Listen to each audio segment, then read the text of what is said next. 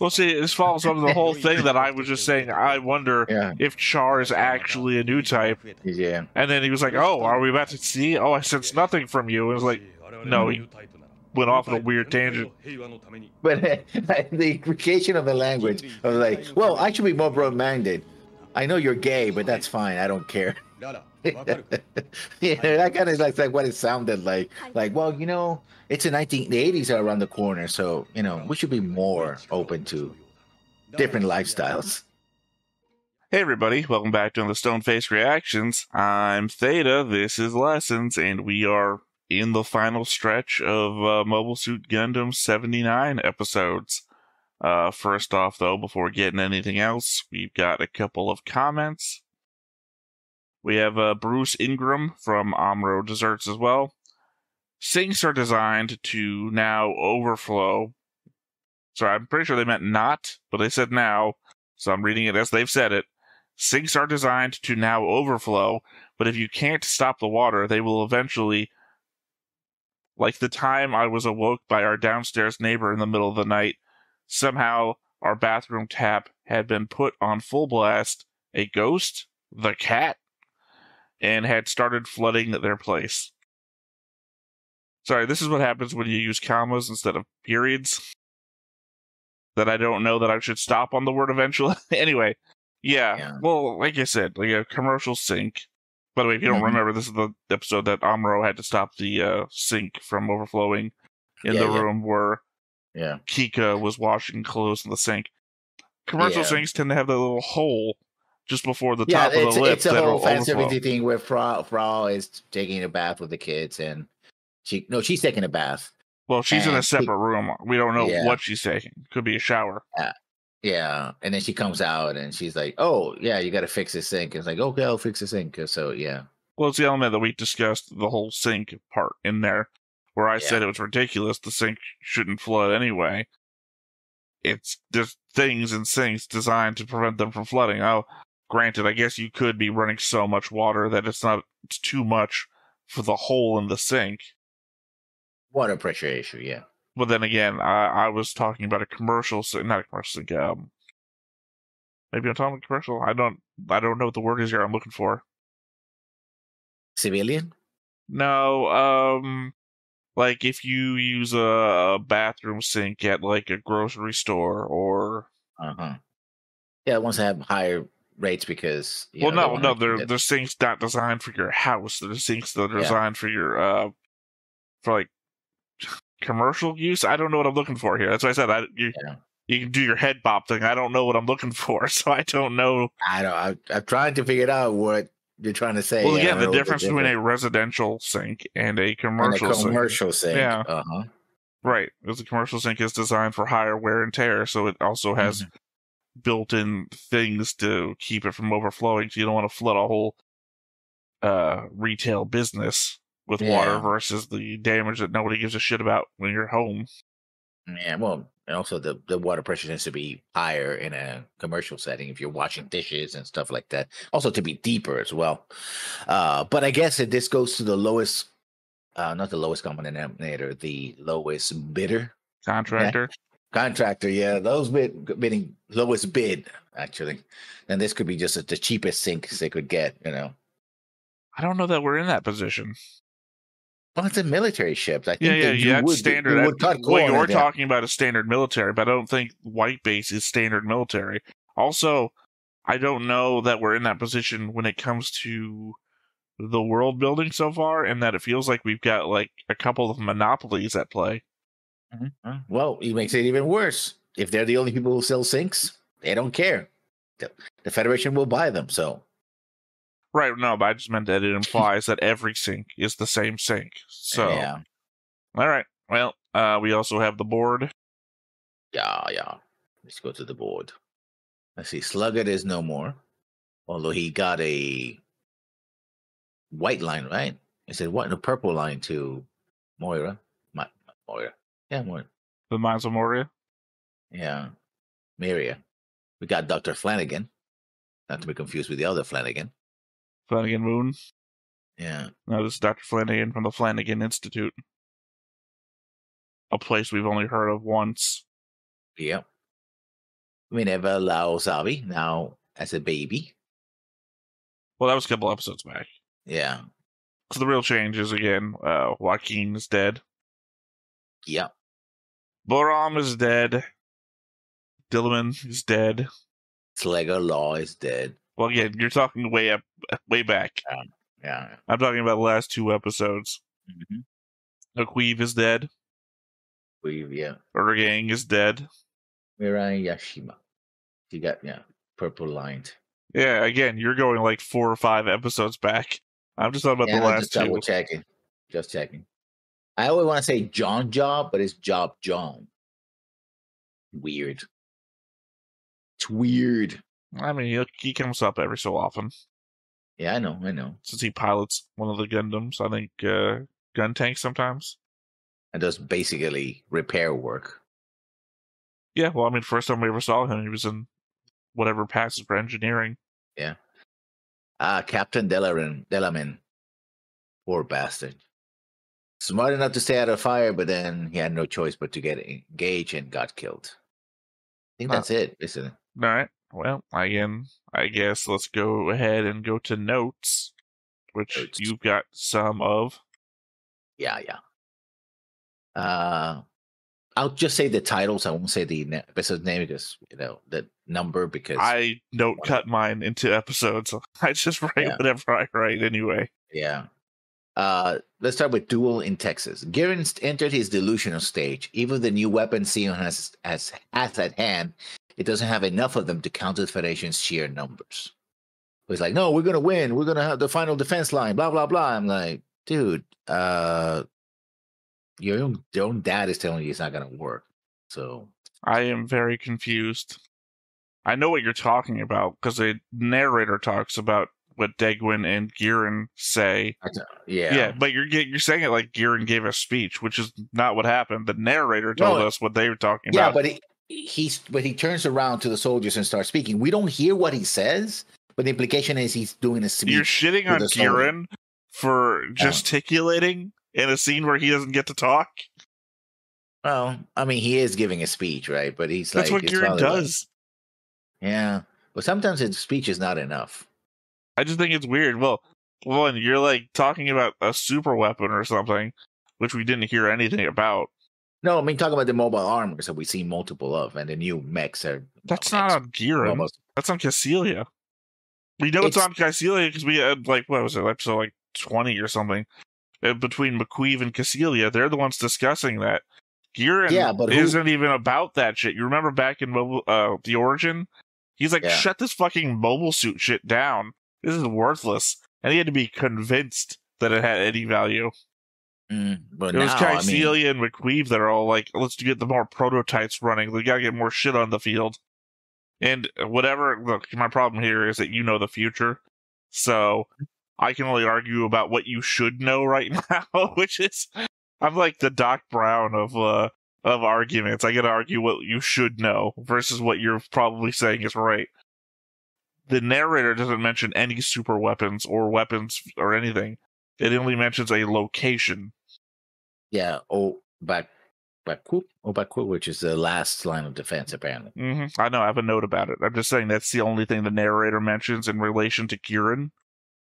I think we've seen Giran 4 to 5 times in this entire series. Yeah.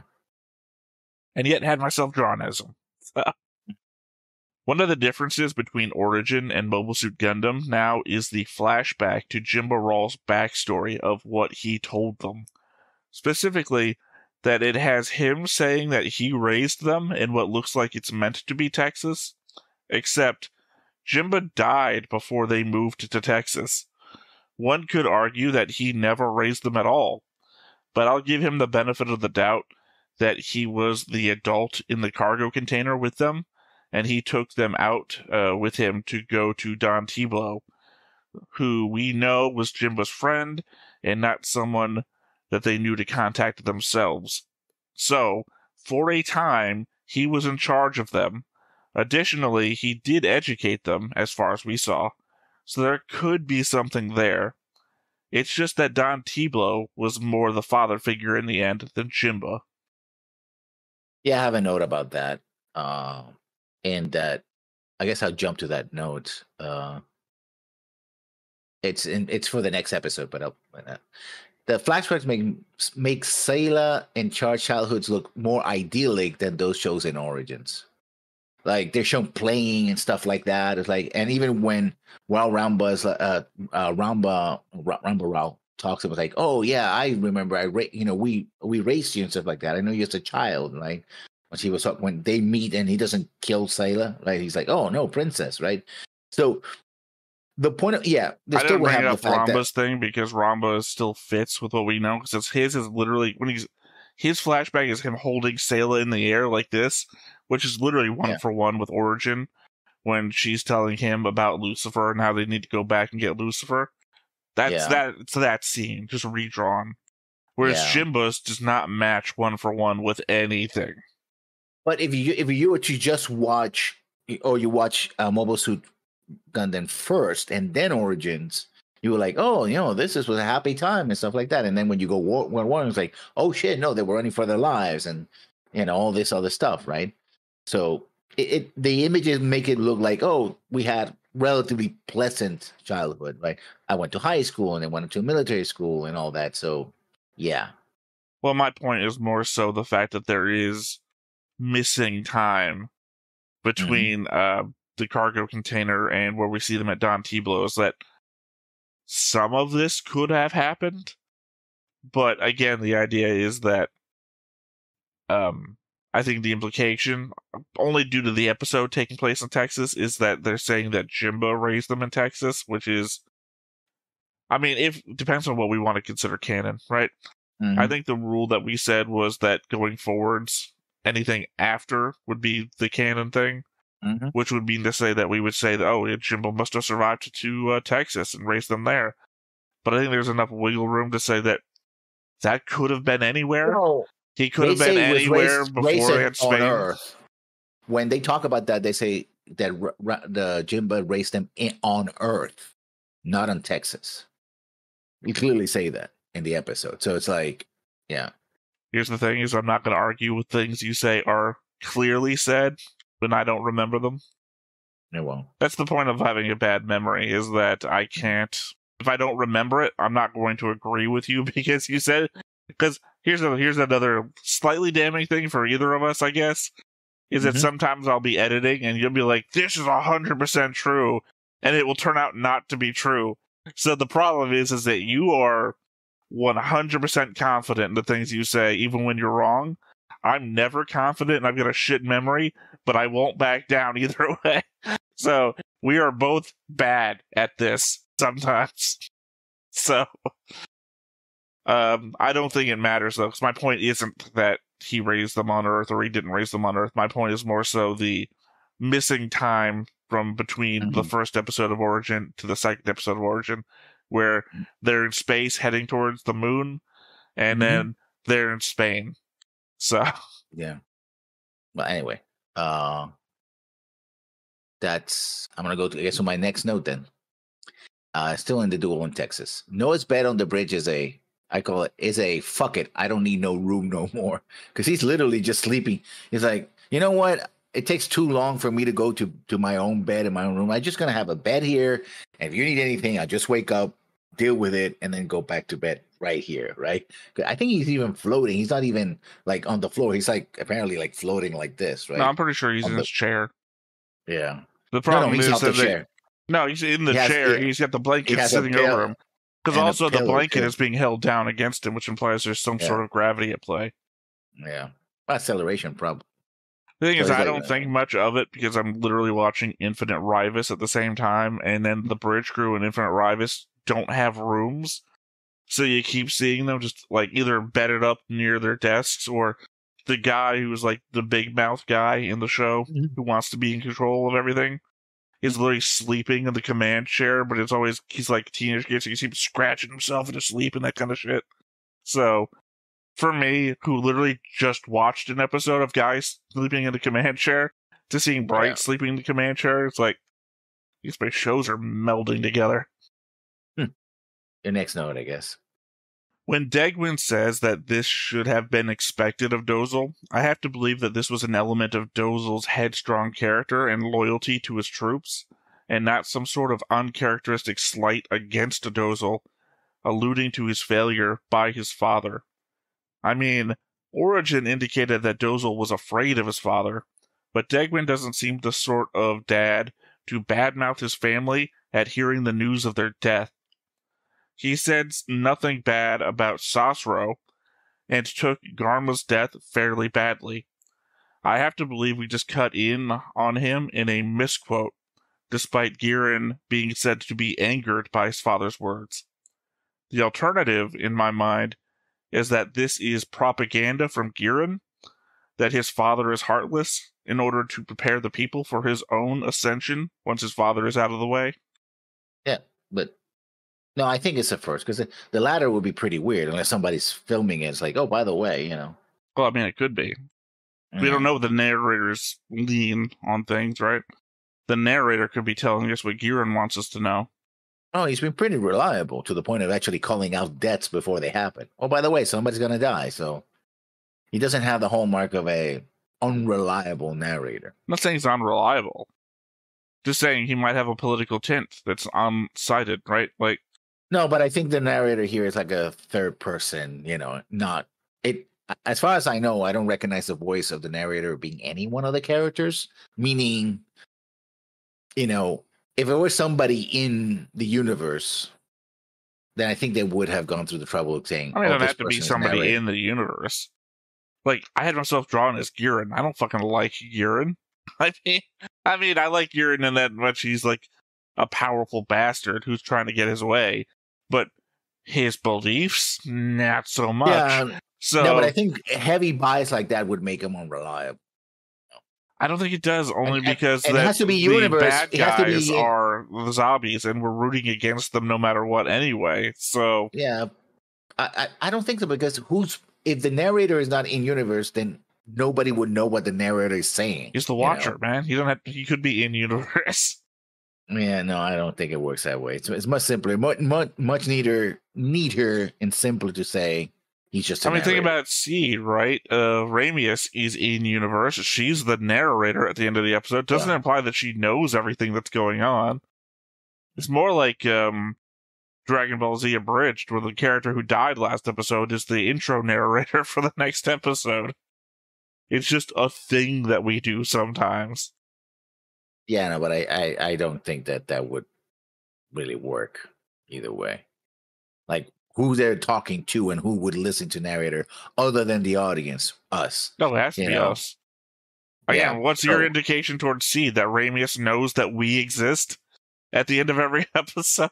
Well, you can have a situation where the implication is this is sort of recent past history, and Ramius is telling us what happened, right? Being that only works at the very end of the show. Ramius closes the book they've been writing, and that's my diary. Anyway, my next note. I think the scene between Fra and Amuro signifies a sort of an end or closing of the a new chapter. He doesn't need her to constantly take care of him, and she realizes that is time to move on. Because he basically be saying, he's greater than we are. He's in a new, different level. Like she's doing the thing of like, whatever I felt before, I got to move on because this clearly is not working, right? And Amuro is more of like, I wish I'd been less of a jackass, but hey, it's just the way it is. The same way that you read out a note that you had that tied into one of mine, I think I got to do the same thing here. And by the way, when you were reading that, for some reason, I know you said Frau and Amuro, but my head went immediately Char and Sayla, so I was like, wait, what? I have notes about them, but yeah.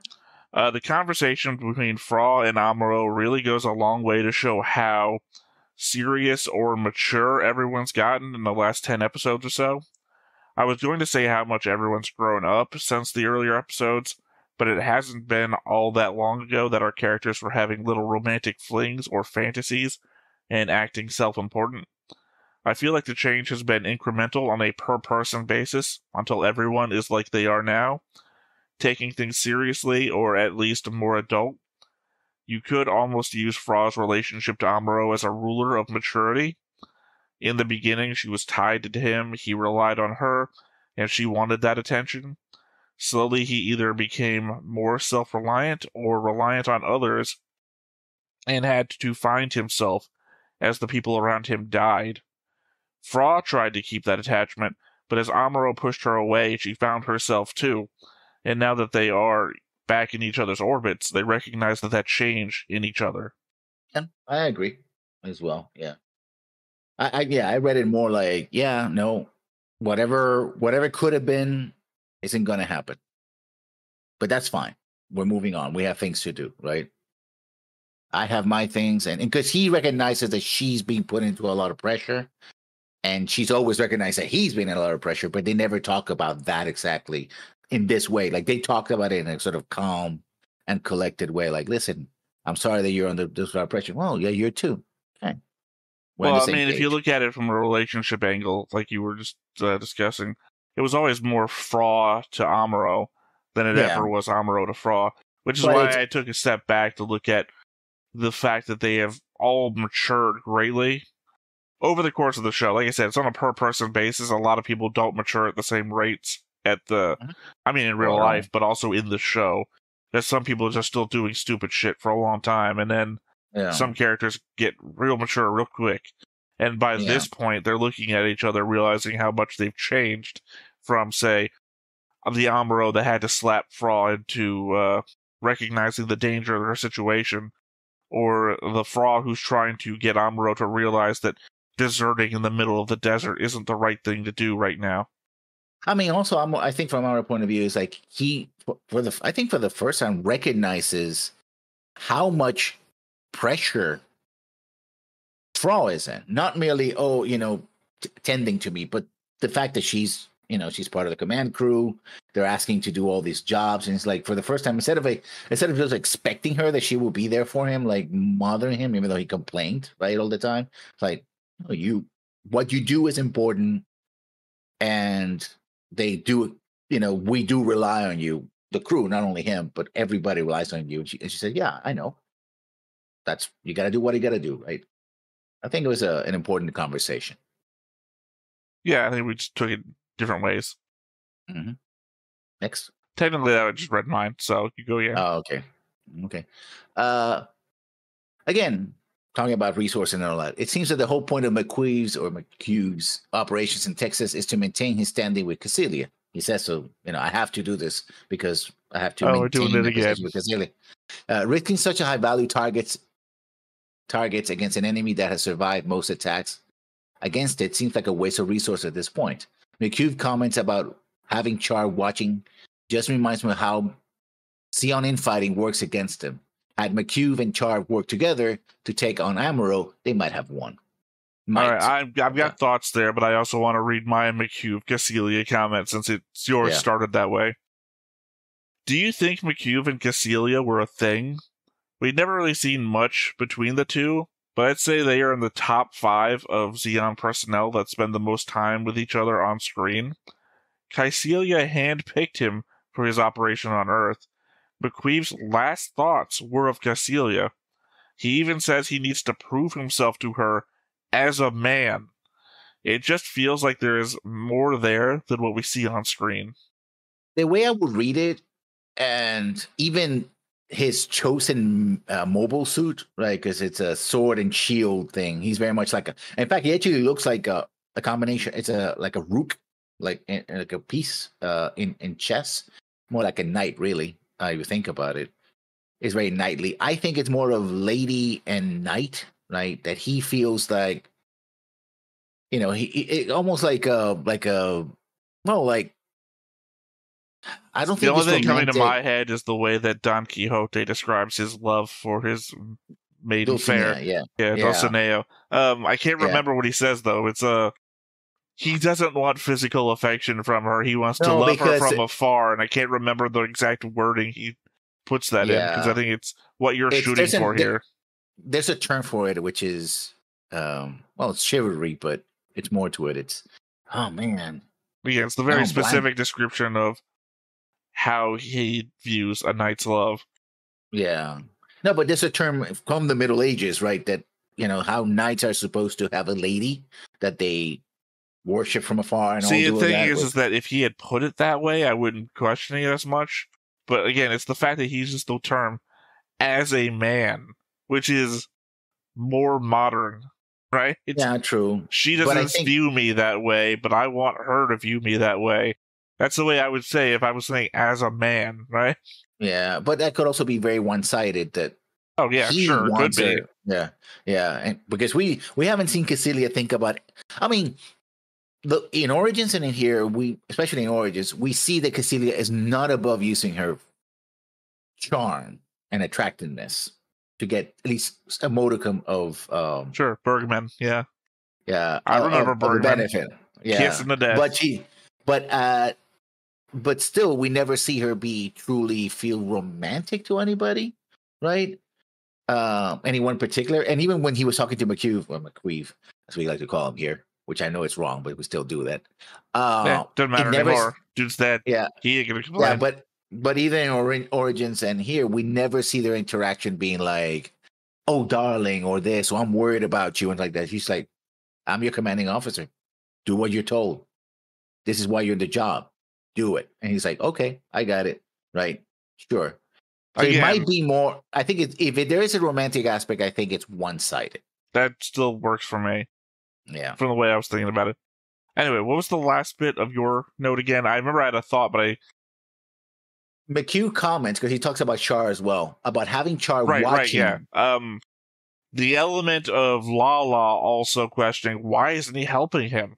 Right? Yeah. That whole thing, that it isn't just a one-sided, I'm going to get the credit for this.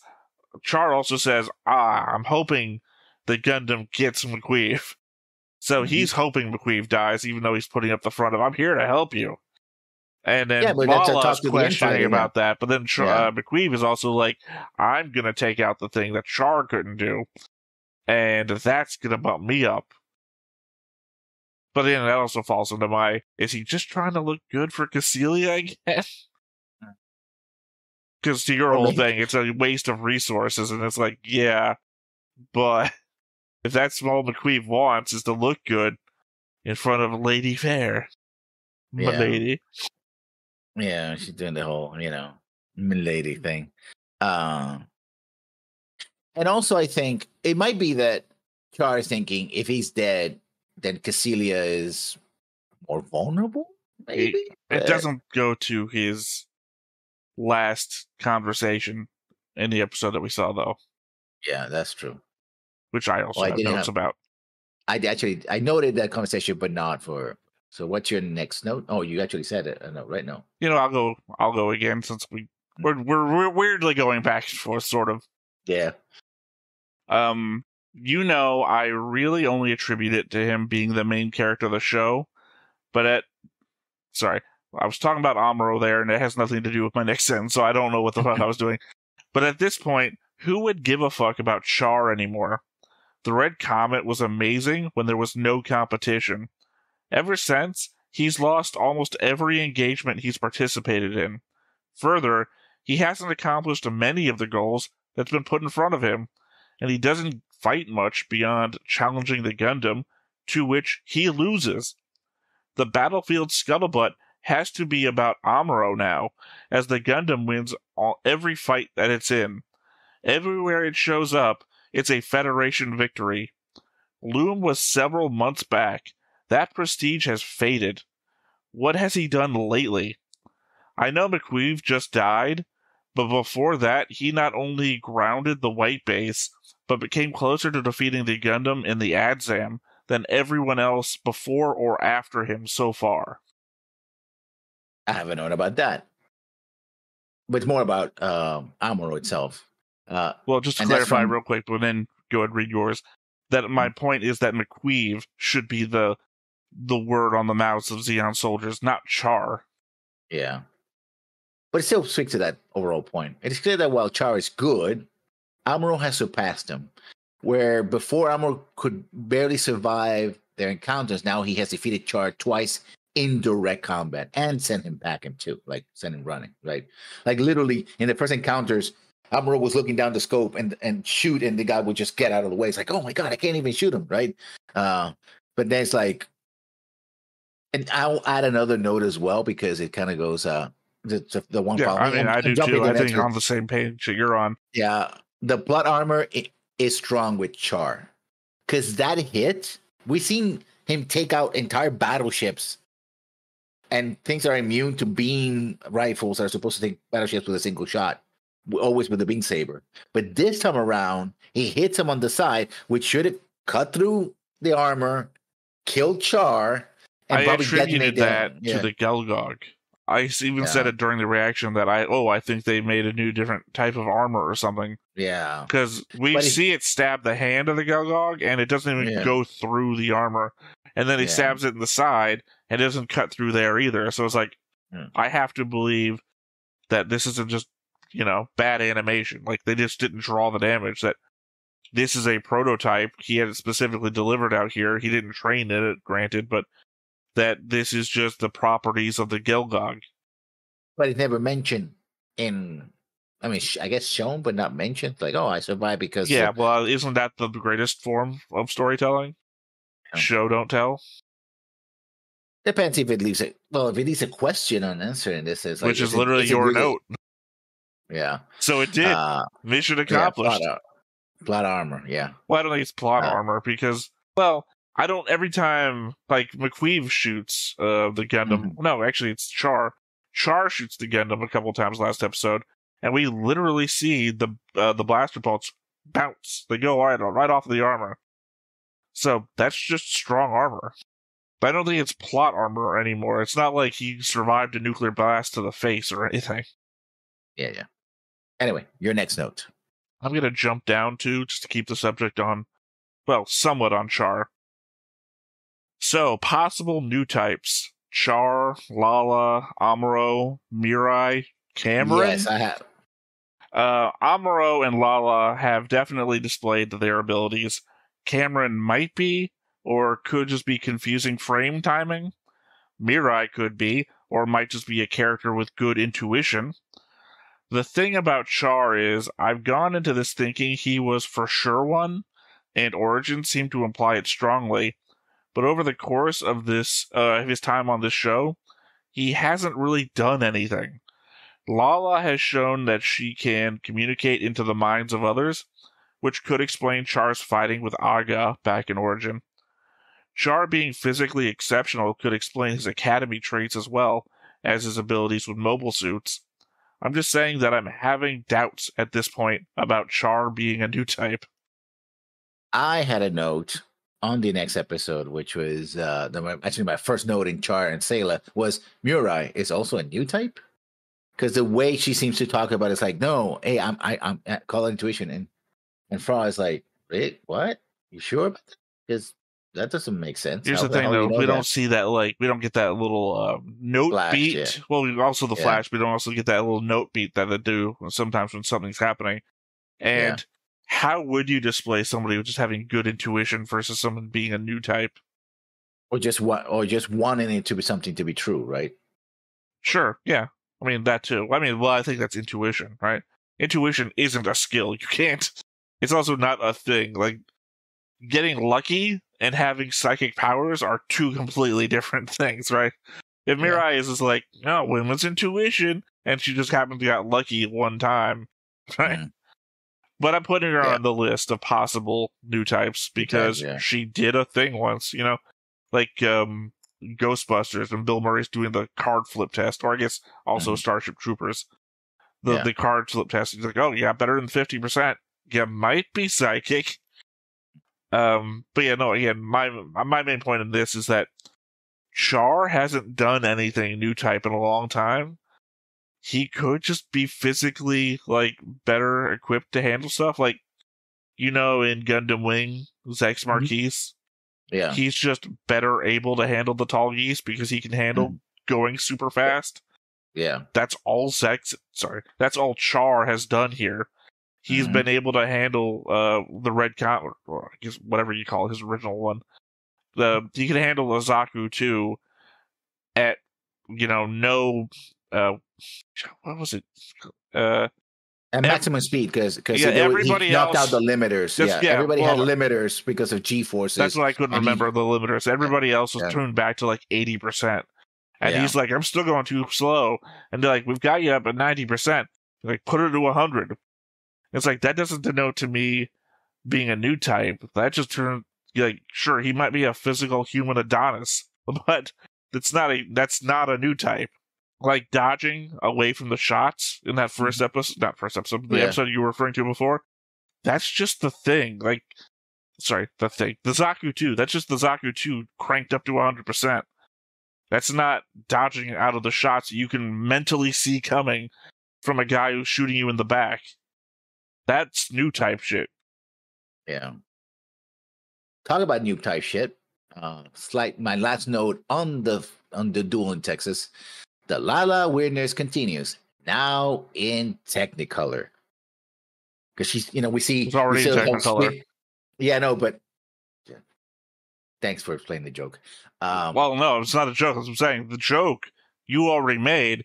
Remember, we actually had to explain the joke because I told you, even in editing, I couldn't hear what you said. So you had to tell me the joke, explaining it back then. Which I think was LSD or something.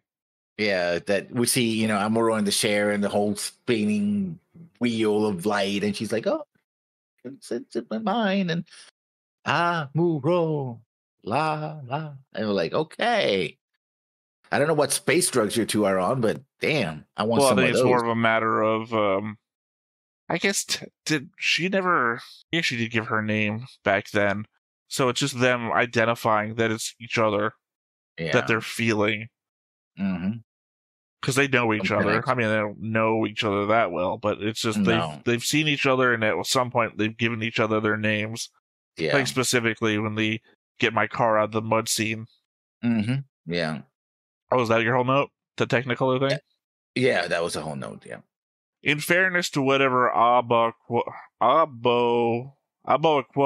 Q? Sorry, I heard it once, and now it's not sticking in my head. Whatever it turns out to be, we've seen plenty of last stands in Gundam Seed, and a number of those were done without a stronghold to protect their interests from. The plants are open to attack from all sides at all times, and have had to defend themselves from full-scale nuclear attacks. Well, so too Side 3. We never saw the full collapse of Zeon's military on Earth, and only a few, albeit significant, losses in space. I feel like the Federation is emboldened by their victory at Solomon, and Zeon morale took a massive hit, but the things weren't so obviously one-sided yet. Well, I get the feeling that if you're talking about the last line of defense, because I know somebody saying it's another line of defense, that means that either they abandon their holdings on Earth, or they can't effectively move those forces. Otherwise, you would launch counteroffensives, disrupt the Federation, right? Do anything you want so it doesn't become your last line of defense. I don't think. I think if they abandoned their holdings on Earth, we would have seen something like that, because that would be massive. They hold like more than half the planet. I don't think you could abandon all your holdings on Earth without like us seeing like a massive transport campaign or something, right? Yeah, well, we didn't see that. That's what I'm saying. Is that unseen? I have to believe that this is just a matter of like questions that we have in these series, like where is everyone's holdings at? I'm saying these series because I'm also holding Seed to like the same filter because Seed itself is based on this show. So there's that element that we have in Seed of like who holds the moon in Seed, like where all these fleets stationed at, where we're worried about we might get into fights. And in this case, I hold it to the plant's defensive situation is similar to Side 3's, but the plants are just like out in the open. So any assault from anywhere is 100% a threat 100% of the time. Versus Side 3, which at least has a last line of defense.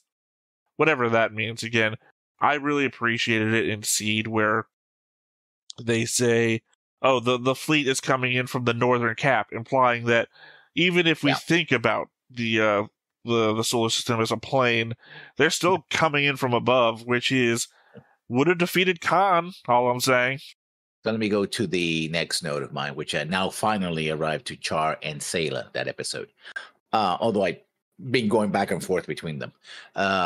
Bellaman was smart enough to be careful. Too bad his hand was forced at the end. Because he's like, oh, but destroy the ship. She's like, have you paying any fucking attention? This is a very powerful ship that people get killed. We keep our heads down. Whoever moves first loses. So don't be a jackass. So the only problem with that is that you already made that wisecrack when you saw the board. Yeah. So there it is. Well, seeing as I've ruined 2 jokes for you, feel free to interrupt me at any point to ruin this joke that my 1 sentence. McQueen says to Orang that it's an automatic 2-rank promotion for defeating the Gundam. Well, in spite of everything, they both probably got 2-rank promotions anyway. Yeah, the 2 ranks of the grave. If Cassilia actually deigned to give her the 2 ranks, she could have gone like, oh, he's dead. Fuck it. Well, it seems like everybody just, I don't know. My problem is that I'm leaning too hard in on the Legend of the Galactic Heroes thing. But then again, Amuro throws that fit when Ryu gets a 2-rank promotion. So we know the Federation does it, at least. Yeah. But that's the thing. Blood Americana, flashback. Okay. I'm going to go to my final note here.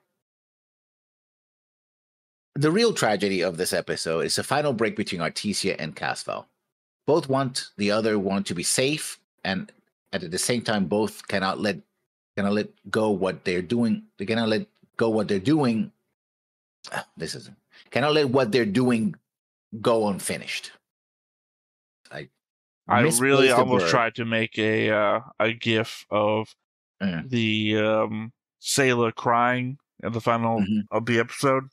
Yeah, because it's like, oh, that is a perfect encapsulation of the episode. Yeah, well, not the episode of despair, sadness. Yeah. Because I mean, it's super well drawn. It's like it goes from, was it 1979 anime to what the art style of Johnny Quest almost all of a sudden. Just when she's like leads her head back and tears come down her eyes, it's like, wow, that is an impactful like still image. Yeah, but I'm not done with the no-so. For Artesia is to end the war with Sion defeated. For Casval to get his revenge on the Sabi family. Even though he says that he's moved on from that. But then if that's the case, then what does he want? Because he talks very vaguely about, well, Newtypes, and it's like, yeah, but what is he going to do? You're going to gather them all up in some corner of the solar system and create a new kingdom or something, maybe? I don't know that Sayla's goal is to defeat Xion. She said so much earlier in another episode was like, the only way this is going to end is, when basically she decided that she was going to stay with the Federation. It says, this war needs to end, and we need to, and the only way to do it is to defeat the enemy. Right, but it seemed more like her point was that we need to find peace. Not specifically the defeat of Xion. Also, I think you have to give it that if Char can suddenly change the course of his goals, she's equally as possible. It doesn't seem to be that she has yet, right? Otherwise, she could have taken the goal and like, well, I'm out. I've already made my argument that going back to Earth was a stupid idea. I don't know why he would have given her gold to go back to Earth. Give her gold, go back to Side 6. Well, I also have a note here about Char's goals. It's strange to hear that Char considers that his goals have changed, especially after he's already seen to the death of Garma. I feel like this is a super recent revelation on his part, if true. Like, despite the fact that they are implying that Xion Daikun was telling everyone about Newtypes, and they grew up learning about Newtypes, and they might well be Newtypes themselves, and they both know someone who could be a Newtype, that Newtypes are a new development, that one arose during the advent of a war. It's only been recent that they've been talking about them as a real thing after all. That and the fact that young Casval labeled the Federation his enemy as well. So counting on the Federation to take out the zombies would have only solved for half of the problem anyways. My implication is that he labels the advent of new types as the reason that he's changed his mind about what needs to be done. And it's like, you've been hearing about new types your entire life. Literally as children in your beds, your dad's been going on about new types. And again, you might be new types yourselves, and you both know new types. You know, Char knows Lala, Sayla knows Amuro. And it's like, so why is this the recent thing that changed your mind? That doesn't make any sense. Yeah. That's why I added in if true in there. Yeah. I don't know how much I can comment on this. No, probably not at all, because you're horrible at gaslighting. Yes, I'm not going to comment on that. No. So those are my notes. I skipped one, which I mean, I've got a shitty one that I'm going to read anyway, so read your shitty one too. Yeah, so we have gone from Earthnoids and Spacenoids to new types and non-new types. No, I think there's still a thing. We have Earthnoids, Spacenoids, and new types. Yeah, but the thing is that because the implication I've got from Girin was that he was taking the whole idea of Zeon, right? That he was talking about Spacenoids being superior to Earthnoids. That doesn't work because Amuro is a new type apparently, and he's from Earth. And we know Lala is also a new type, and she's also from Earth. Yeah, so the concept of Girin's concept of Spacenoids being superior, I called it bullshit from Origin when he said it, because he has no backing to it whatsoever. Not all Spacenoids. It's not like Seed, right? Where everyone in the plants are coordinators. So everyone in space is a fucking Superman. It's not the same thing. And the fact that anybody apparently could just develop into a new type implies that it's a third thing. It's not. No, it's well. I guess if you're putting people into boxes, what you're saying could also work, but. Yeah. The element that we've already got 2 existing boxes of Spacenoids and Earthnoids that everyone already considers to be the boxes, and now people are talking about new types, that I think new types is a third box rather than changing the existing boxing labeling. I mean, if Char is right and he wants to, and having new types changes the equation, that means, can everybody be a new type? Is it a thing that happens while you're born with or developed? Well, I have to think from the outside perspective that nobody is going to nobody's going to forget the existing labels of Earthnoids and Spacenoids. So it's going to be, are you a new type from Earth or are you a new type from space? Unless there are so many new types as to be able to form a third faction and separate themselves from that labeling. In which case, I don't think that there are, because out of thousands of people we've seen so far, we've gotten like maybe 4 to 5 new types. Yeah, well, technically billions, but you know. Well, I mean, it depends. I'm talking about the people we've seen on the show. I'm saying we've seen like 100, at least over 100 people that I've made a board about. And if you consider all the people who have had faces but no voice acting credits, I would say maybe like 3 times that amount, 4 times that amount. So maybe like out of 500 people, there's a list of like a 10th or 1% actually of those people would be new types. Yeah. And then you also have to consider that new type is a genetic thing and not a political thing. Yeah. So your politics are completely separate from your species. I don't know how to label this. So unlike, say, in Seed, where being a coordinator is both your species and your political affiliation, well, most of the time. I guess technically we've got Lacus and Kira who are kind of going against the grain on that one, I guess, and Orb. For the majority of coordinators, it is one and the same. But here, where people are just appearing out of the blue, you're a new type on your Earthnoid side, or you're a new type in the Spacenoid side.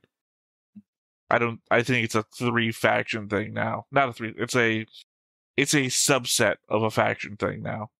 Yeah, those are my notes. I mean, if you really want to get down to brass tacks, it's no different than saying, "Oh, you're a black space noid" or "You're a black Earth noid," right? Mm-hmm. Just a thing, just another label to put on somebody. Yeah. So, Char knew to address the suitcase full of gold to Sayla, despite the letter inside saying Artesia. We know that he always calls her Artesia, so that struck me as odd. It's a Vegeta-Goku situation, where Vegeta always calls Goku Kakarot. It'd be like if Vegeta sent Goku a letter addressed to Goku, then on the inside it was filled with Kakarot. I mean, if he knew, I mean, they both know about their... Well, no, she didn't know about Casval being Char until later. Technically, she did. Tachi, remember? Oh, yeah. Tachi says, I think that he's alive, the red comet's real, blah, blah, blah, blah, blah. Mm-hmm. Yeah, but if she goes, Artesia is like, who the hell is, they gather, somebody catches the suitcase. Like, who the hell is Artesia? I don't know. Do you? Hey, Captain, we have an Artesia here. Yeah, nobody knows. Put it in the locker somewhere. No, I'm not saying it doesn't make sense. I'm not saying it doesn't make sense. It's just very odd. He recognizes that's the name she goes by. So he knows she's Sayla. He grew up with Sayla, but he always calls her Artesia.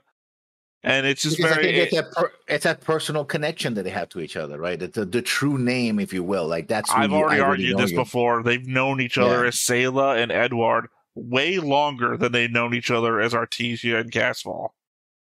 No, names are important. Like I said, there was 3 to 7 or whatever that they knew each other as Artesia and Casval, and then from 7 to 16. That they've been Sayla and Edward. By the way, I do know that I've been saying Edward wrong for a long time now. Yeah. Well, because I don't know. I did listen to it in English again, and they do not say Edward, even though that's how it's phonetically spelled to me. I don't even remember how they say it, but it's not read Edward. No, it's no D's in it. That's why I was thrown when I heard it. Ever or something like that? No, it's like one of those foreign language names where they use a lot of letters and they don't pronounce any of them. Okay. That's interesting. Anyway, yeah. Him. Like I'm saying, they've known each other by these names for a long time. They were saying them because they have to keep their real names private. So, I don't know. It's weird to me. I think it's a note of their intimacy. I mean, they're brother and sister, and that's what they're going for, right? It's like their intimacy. Sayla, you're beautiful. Weird. Big brother giving praises to his little sister. Not that weird. I didn't read that much into it. It's weird. Yeah. Anyway, those are my notes. Have anything else? No. So I guess nothing left to do but to get on into it. But before we get started, make sure that you hit the like button, hit that subscribe button, comment down below to feed that algorithm. On top of all that, if you want to watch more shows like this, unfiltered, uncensored, and uncut, as well as some early access stuff, you can check it out over on the Patreon. It's just $5 a month, but hey, no pressure. There's zero pressure in order to do that. It's just a little bit of extra support, and it would be greatly appreciated.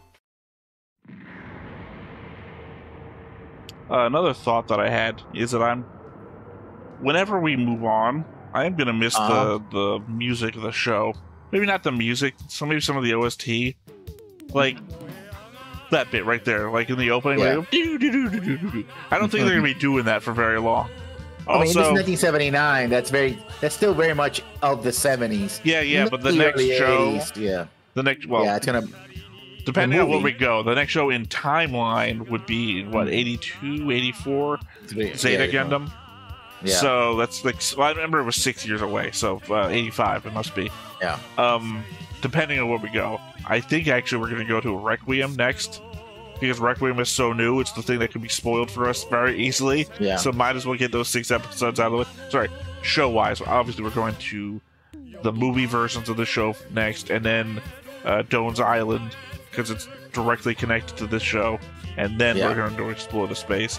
But I was listening to the fight music that was playing when it was Char versus Amuro, and almost like an REM, you know? Yeah. It's like, oh man, I don't remember any other Gundams that have that do-do-do-do-do-do-do while they're in the middle of a fight, so gonna miss that. I don't see anyone like remaking the audio of these shows. No. No, they said tung, tung, tung, tung. Yeah, that's very much very late 60s to 70s, you know, movie music, right? And Waking good. Slice and diced. Actually blasted to bits. No survivors. Newtype, Challia. So we're gonna see the people from like 5 episodes ago.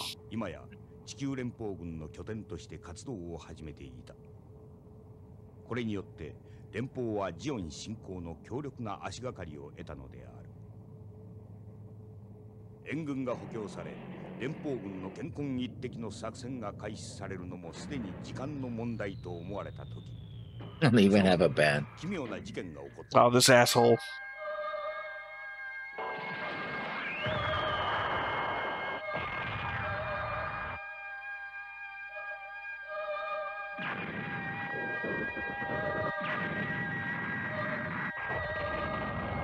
It almost sounds like Metroid music.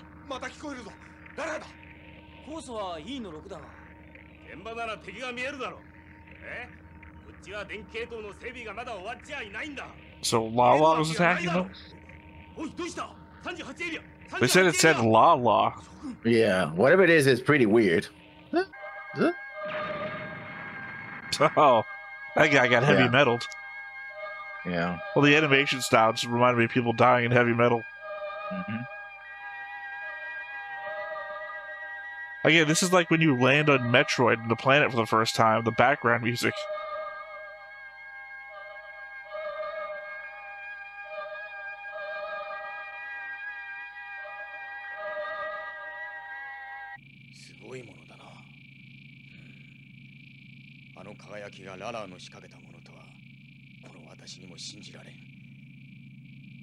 Newtypeのララーとモビルアーマーエルメス。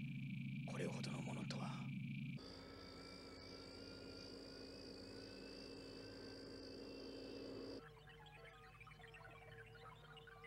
Was she remote controlling a mobile armor?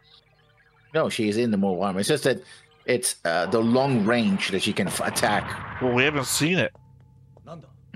We haven't seen the long range. Yes, he's saying that she's causing bursts of light. I understand now what she's saying. I'm saying that she didn't fire anything when all this conversation's happening. You saw that she was. You saw the shot, the last shot that came out, right? Yes, while you were talking, trying to explain to me what was happening. Yeah. You can't explain it as it's being shown on screen and act like, oh, that's what's happening. Well, there Mirai again is sensing something strange. Well, he does too, so. Yeah, you see, that's what I'm saying. You can't count on what is actually happening.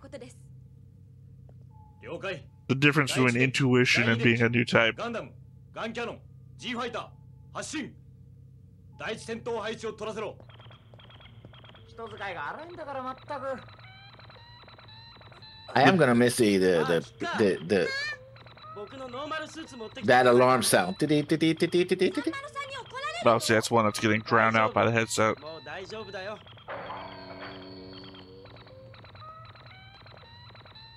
Sarah, 君を信じているが、戦いに市場は持ち込むなよ。ブライトさん、私の今までの行動は嘘ではなくてよ。指揮官として確認したまでだ。信じているよ。ありがとう。G ファイター発進できます。Hey, you know, shut the fuck up. Literally everyone on the bridge is going through their own personal shit. Stop focusing on me.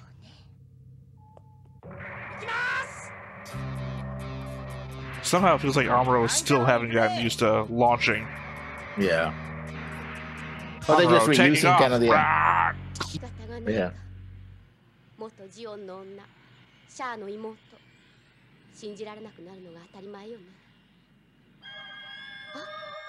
Yeah, that's why he gave you a suitcase full of gold. You saw that she got the little flash as well.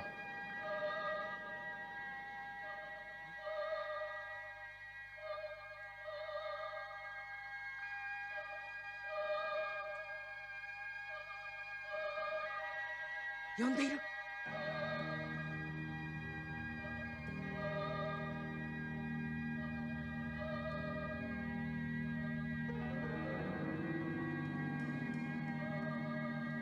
Was the whole animation team on acid when they were making this? Because they really are going for it. Oh no, it's the Newtype thing.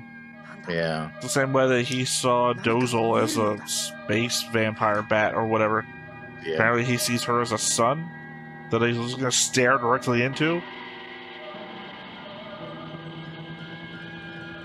That was a DC hero that was a Indian guy who's super big. Yeah, 2001 now we're going here. If the monolith appears, yeah.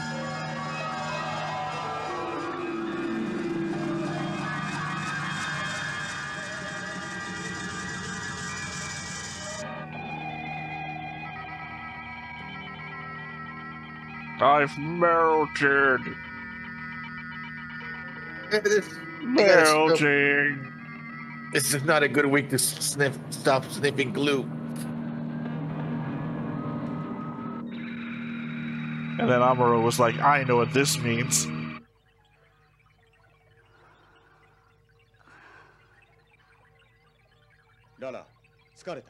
That's a big helmet to accommodate her hair, basically. Like, yeah, we couldn't bother with her getting a new haircut. 戦果は十分に上がっている。一度休んだ方がいい。はい、大佐。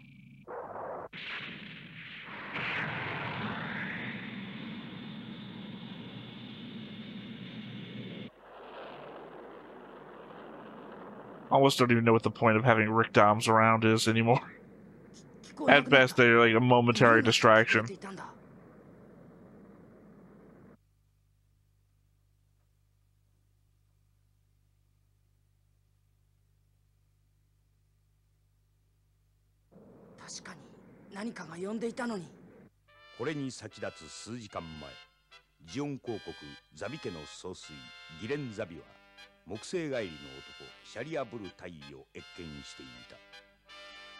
Jupiter? We've heard anybody going out into the deep solar system before.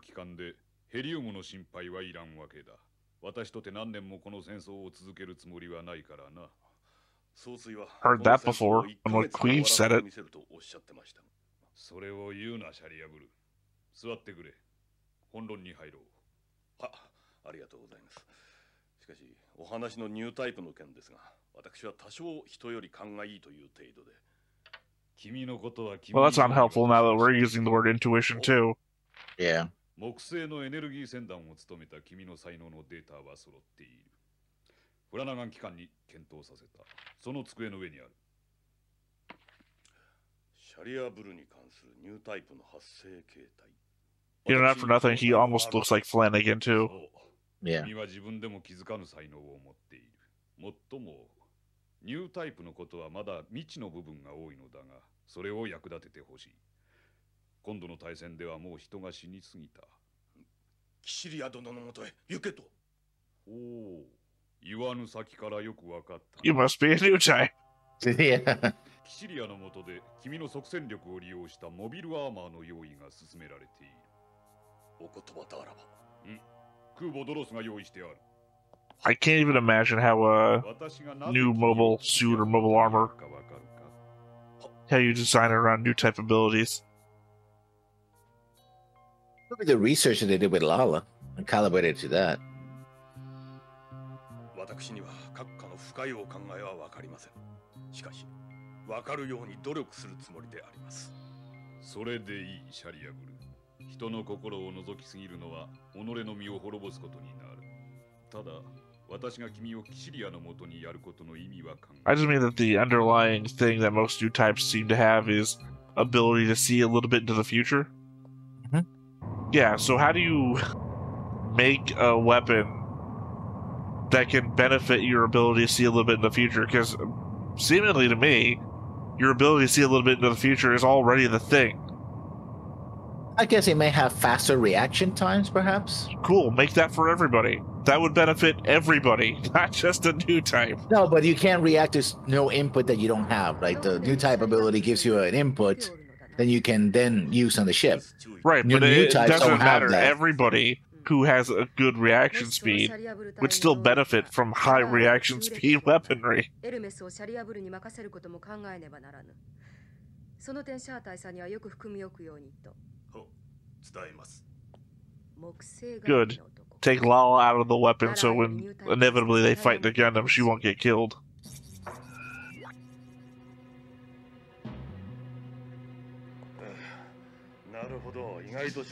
Now we're going with the huge helmets. Oh, You know, not for nothing. Kind of also looks like the Metroid helmet. oh, this looks familiar. Yeah, we already mentioned that on the next time on last time.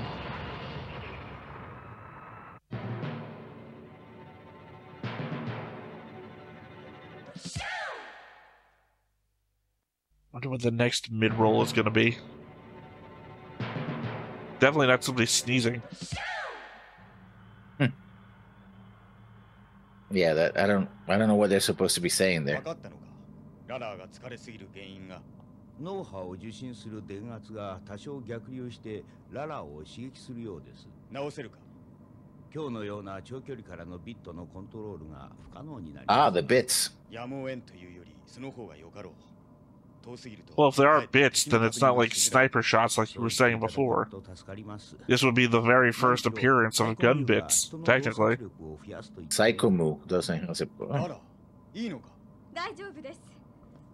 もうしばらくすれば実戦に出られます。ララ、戦場で調子に乗りすぎると命取りになるぞ。ブラウブロがつくそうです。うん、よし、ブリッジに上がろう。はい。It's gonna be a sad day when she dies. シャリアブルという方気になります。なぜだ？その方が大佐のお立場をお考えくださるかどうか。そういうことはララは気にする必要がない。Yeah, the music says otherwise. シムスバハロス注意。シャリアブル隊。ただいま到着いた You'd recognize her by the glasses. ご苦労。シャーだ。 Nobody else wears glasses. Except for Chara, ironically. フラナガン機関の秘蔵っ子と言われるララ。何か？いえ、少尉の軍服の用意がないのかと。補給部隊には言っているのだがな。こんなゾロゾロした格好で艦の中を歩き回られて困っているのだ。シャリアブル隊。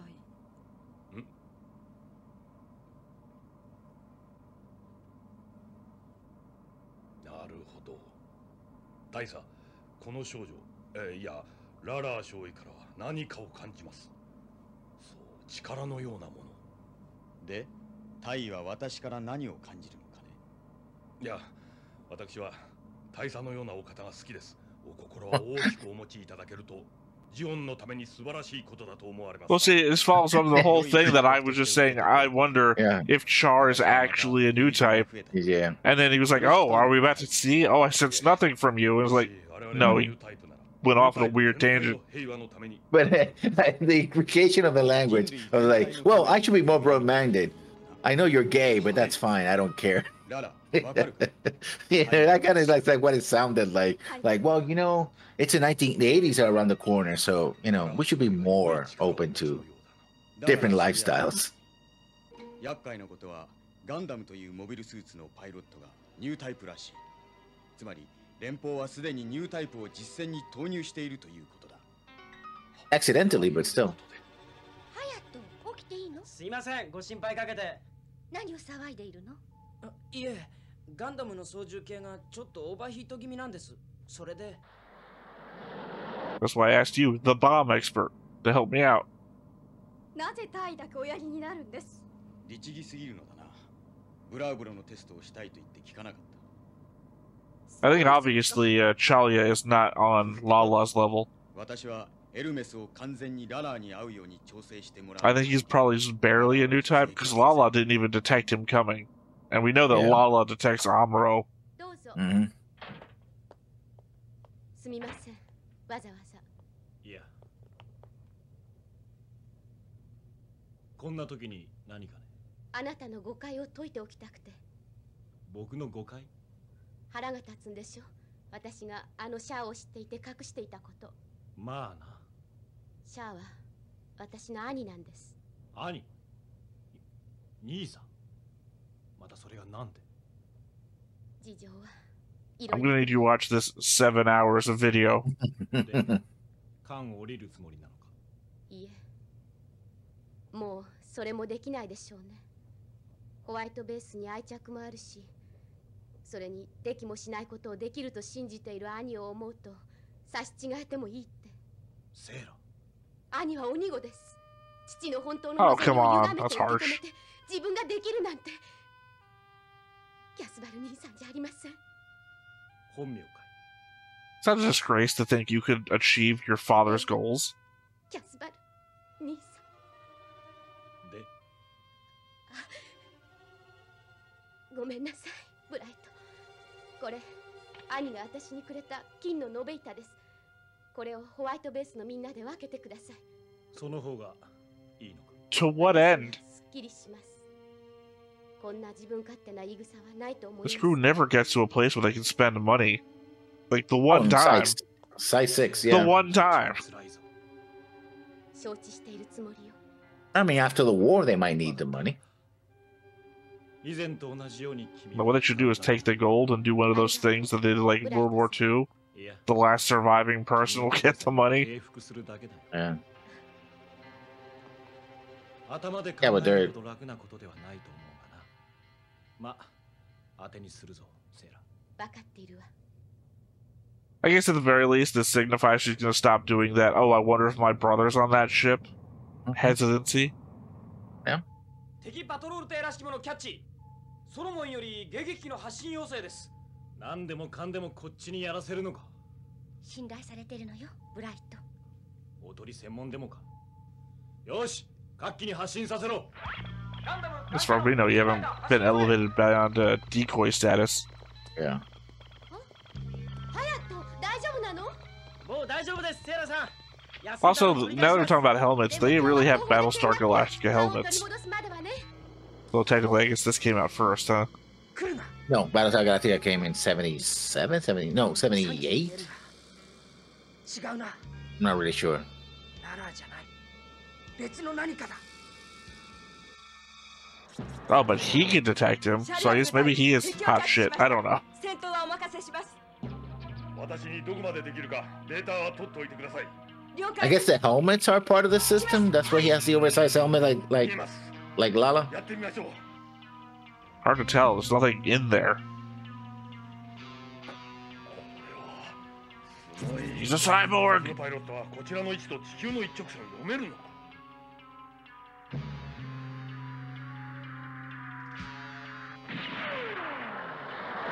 何？違うぞ、さっきと。 I mean, we already know the Bravo is extremely fast.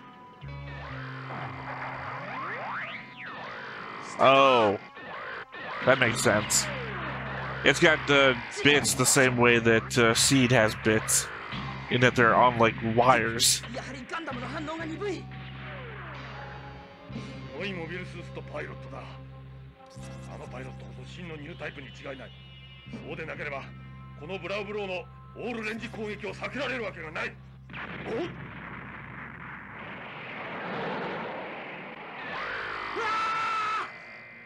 Oh no, Yate's got he's got PTSD. 下がれ。この敵はいつものモビルアーマーとは違うぞ。下がれ。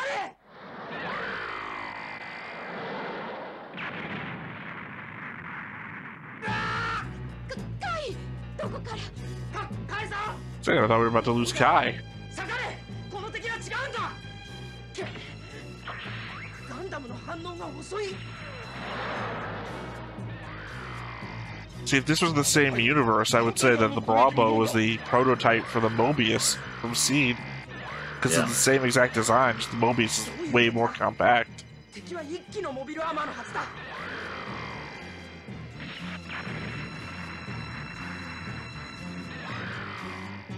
Ah, the fate that falls every gun bit. オーバーヒートだ。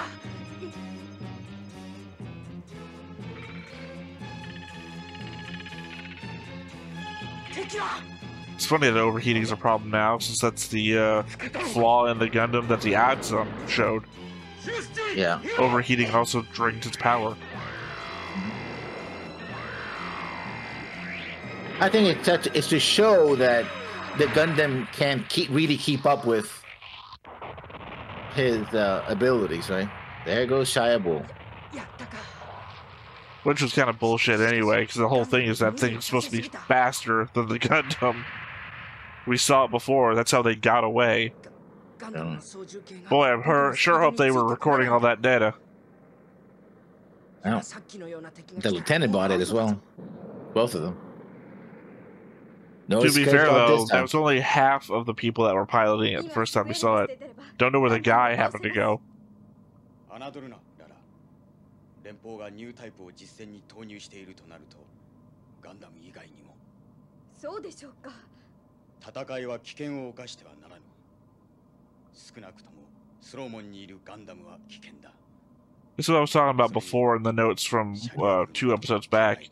That I wish they had done like water cooler talk on the Federation side about new types instead of Joaquin having some weird cryptic thing he said. 大佐はそこまで。ララ、ニュータイプは万能ではない。戦争の生み出した人類の悲しい変種かもしれんのだ。そんなことを。一方、ホワイトベースでは。You just call her pathetic. He's like. So maybe Char is a new type. He's just so far beyond it. He's playing 5-dimensional chess. ガンダムのシステムがついていけなくなったのである。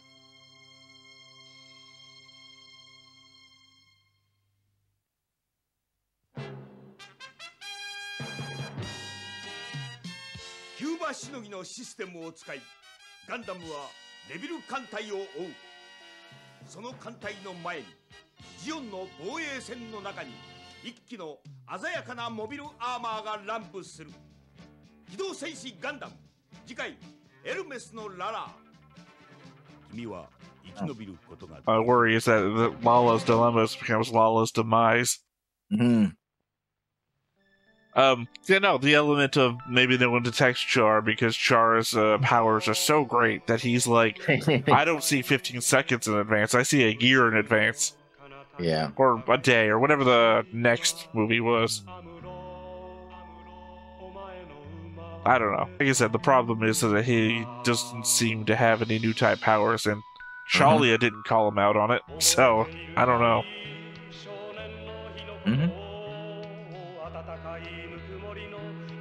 Man, I can't wait till we get into a Gundam show you haven't seen before. Where we can have a natural back and forth conversation and your insight isn't. Yeah. Oh, the problem is that there's secrets until the very end, I'll tell you that much. Well, not really secrets, stuff that... That's the thing with this show, that they decided to put the new type stuff at the very end. And so, if it had been earlier, we could have just talked about it. It's like, oh, yeah, this is what's going to happen. New types, this is what they are, and blah, that's it. But, you know. But that wasn't the case. Yeah, I don't know why you named the episode after the guy if you plan to kill him in the same episode. The bullshit of Challia Bull, basically. Well, man, you just named the episode New Types. Yeah. Seriously, the episode we talk about new types the most in. I mean, why name it after the guy? Because that sets the precedent that we should name every episode where we introduce a new type after the new type we introduced in the episode. Which then also has to guarantee that we never introduce more than one new type per episode. I call this a 2001 episode. I don't care about the light show shit. I mean, it's just a thing. Like, how do we visualize a new type of perception? It's like, I don't know. What's the mind eye see? So I guess the light show is just cutting through normal space. Yeah, I was trying to hold back his knees the whole time. Yeah, just what does the mental landscape look like? You know, like what does psionics look like in D&D? Not much, really, if you think about it. Well, it depends, right? Sorry, my head was going off into a different place. Because I'm thinking about now Magic Knight Ray Earth, and there's a country in there which has mecha, and they run their country off of mind power. And the problem is that they're running low on mind power, so the country's falling apart. It's precious resources. It's the thing. It's a series of references. The country's called Autozam, and Autozam as a country looks like Gunbuster 3, the explosive from Gunbuster. So it references all the way down. Yeah, weird. Well, no, just the idea of a mental landscape. Well, if you got mental energy, but then again, my mind also goes to the concept of a mental landscape being like a dreamscape in like superhero things, where if you go into the mind of other people, you see what their psyche is all about. But then what if a dreamscape, a shared dreamscape, where the entire landscape is molded by the mental presences of everyone around? Mm-hmm. So what do you do if you're in space? I don't know. The whole melting Lala thing into a big omelet was kind of weird to me. Well, because it makes sense. She's literally spreading herself out to do the gun bits, which are then, spread across a distance. Yeah. The thing that doesn't make sense is the gun bits. If what was actually happening at the beginning of the episode is she spread out the gun bits from where she was all the way to Solomon and attacking it, which, the melting of her, she's spreading herself out literally across space. Then why is it when Challia gets into a fight with the same system, those gun bits are like, not very far away? I think the gun bits they're different machines. So I guess one just uses a cable. Basically, they use a cable. So yeah, but the idea is that one is superior to the one she was using before. Because that's the one that Char was talking about her getting into later on, back when they were on Texas. That's the one that he wanted her to be in. I have to assume that he's testing her on the weak thing to put her into the strong thing later. But then Cassilia's like, no, you're getting that stronger thing. I believe in you.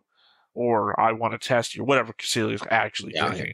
But so he gets into the, I can't remember the name of it, Elsmeth or something like that. Yeah. But that's the one that Lala was supposed to be in. So I have to believe that's got to be the superior one to whatever she's in right now. I think the problem here is that there seems to be something between Cassilia and Garen, which we talked about before. It's like, oh, I'm going to give you these instructions. Do you understand why I'm sending you to Cassilia's fleet? And he's like, yeah, I can't. Don't read my mind. Don't read my mind. I can't say I do. Well, good for you. Reading minds is a bad thing in the military, at least in an autocratic government. At least when they're minds of your superiors, anyway. But I'm going to send you. But there seems to be something there that they never explain. Like, was he supposed to betray Cassilia and kill her or something? I would think so. Don't know. I would think so, but that didn't get said, and it clearly didn't get expressed. Because I think that's the whole point behind Don't Read My Mind. Because this goes back to Origin, where Degwin has a problem with the way Giran's doing things. Giran clearly expresses a desire to overthrow Degwin to Cassilia in his little closed dark room thing. Cassilia also comes from like behind the curtains between Degwin and says, don't worry, your Cassilia will always have your back. That she's clearly playing both sides. Giran's playing both sides. They're all playing both. All we have left is the backstabbing members of the Zabi family. Yeah. I guess that's also a thing we didn't bring up in the notes section. The idea that the flashback implies that Degwin is the one that killed Zeon.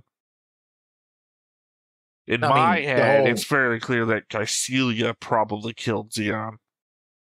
But Degwin took advantage of it. Sure. Also, unreliable narrator, or unreliable victim. And that Zeon, the reason they're saying that they think Degwin did it is because Zeon said his name. And Zeon could be blaming him, even though he isn't directly the one who did it. Oh, well, not Ramba Rao, his father, the way they said is that his, I forgot the name of Ramba Rao's dad. Jimba, we already talked about him right at the beginning. Yeah. Jimba told Casval and Cassilia, oh, damn it, I can confuse the names now. Artesia. Casval and Artesia, when they were kids. Oh, by the way, I knew your father. And I knew that he was blamed when he did that. He was blaming him. Well, so we saw in that sense, in Origin. Yeah, we saw him literally saw Jimba shouting that from the rooftops. Also in front of the kids. Don't say it in front of the kids. They're the ones who should be hearing it. Like literally. Yeah. But my problem therein is the scene of him in a bed surrounded by people and then pointing at Degwin. We saw a scene of him laying in a bed where the kids were around. Yeah. That's almost like that, except he's already dead by the time we reach him in bed in Origin. Yeah. So my effort is to try and place the things that we see being described here with the things that we saw in Origin and trying to make them mesh together. Yeah, they don't. Well, they sort of do, because they're like walking slowly up to him in the bed as though they expect him to be alive, I guess. To be fair, if he just recently passed because he was talking to Degwin or whatever, it's entirely possible the scene being described here in Mobile Suit Gundam happened just before the scene that we saw in Origin. Like, they were walking up to try and have, like, their last moments with him, and, oh, he's dead. And that's why Sayla screams, is because she thinks she's walking up on her living father, and it's very clearly he's died before they got there. Or little Sayla.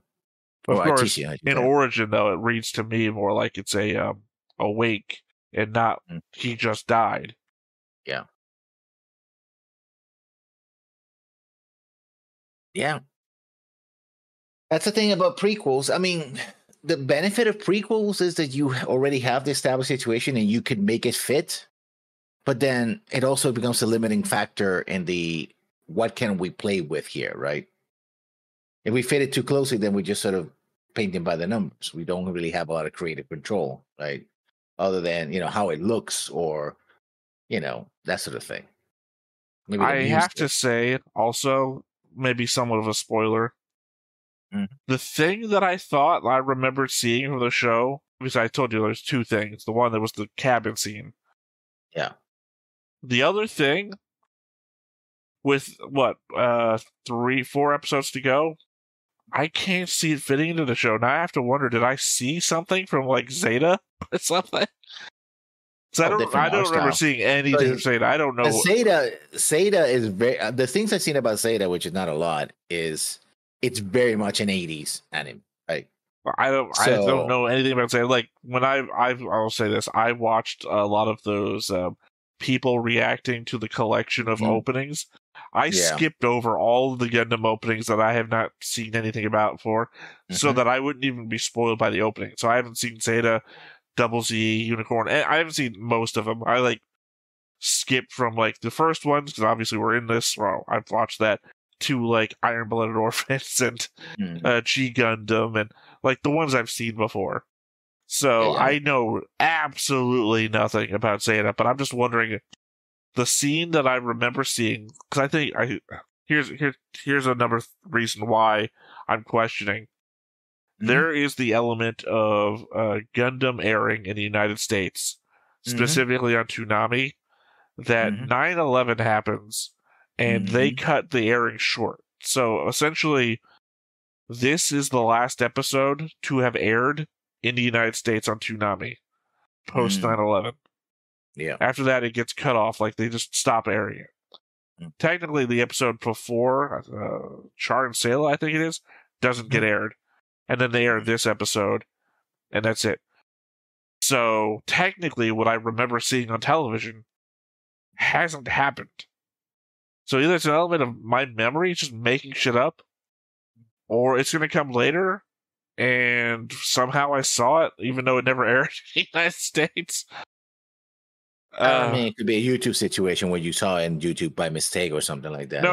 I clearly remember seeing this on television. I just don't remember where or how. I was at a hospital. I think it's one of the things, but I've seen a lot of weird shit on late night television on the hospital TV where can't sleep.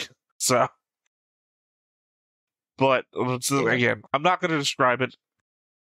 So I don't. There's no satisfying endpoint to this discussion, but I'm not going to describe it because then you'll know what I'm looking for. But if it happens, I'll be like, this is the thing I was talking about. But I don't. The thing is, what I remember is of such magnitude that I cannot possibly imagine it happening in the next 4 episodes. Not unless we do some sort of weird time skipping. Well, anyway, I think that's the episode, unless we have any other comments. All right. Well, I have been Theta. This has been Lessons. We've been Stoneface Reactions, and we will catch you next time. Bye-bye. Hey everybody, thanks for watching another Stoneface Reactions. If you have an idea of another video we could go ahead and watch, go ahead and put it in the comments down below and we'll add it to the wheel. Be sure to like, comment, and subscribe, and let us know what you thought about this video, what parts you liked. And until then, we'll see you next time. Is this too goofy?